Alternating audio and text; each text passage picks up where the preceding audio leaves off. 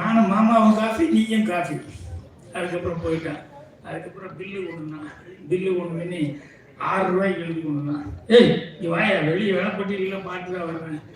இட்லிக்கு வந்து 2 ரூபா, 1 ரூபா, காஃபிக்கு 3 ரூபா தானே போடணும் அப்படிங்க. குழந்தைக்கு குழந்தை யார் எனக்கும் குழந்தைக்கு என்ன சம்மந்தம்? என்னம்மா நான் குழந்தை திரும்ப யார் கூட வந்தேன்? இன்னும் வடிவேல் கை அமைச்சிச்சு. இந்த மாமா கூட தான் வந்தாங்க. இவன் என்ன விளையாடுறியா அப்படி இப்படின்னு சொன்னா, அது மாமா மாமான்னு கூப்பிட்டு இருந்தாலே இவ்வளோ நேரம். அதுக்குள்ள அந்த சைடில் உட்காந்துருக்காங்க ஒருத்தன். அவன் வந்து என்னங்க சார் என்னென்ன பாருங்க, குழந்தைய கூப்பிட்டு வந்தா இட்லி வாங்கி கொடுத்தாங்க, காஃபி எல்லாம் வாங்கி கொடுத்தா. அப்போ கேட்டேன் எனக்கு குழந்தைக்கு சம்மந்தம். இதே வேலையை சுற்றுறாங்க ஐயா. போன வாரம் இந்த ஹோட்டலில் ஒருத்தன் அப்படிதான் நிறைய வயிறு நிறைய சாப்பிட வச்சுட்டு இப்படி பண்ணிட்டேன். இந்த ஹோட்டலில் அப்படித்தானே. ஏய் மாவாட்டத்துக்கு ரெடி பண்ணுங்க. இருறா உடனே மாவாட்டத்துக்கு ரெடி பண்ணுன்னு சொல்றீங்க.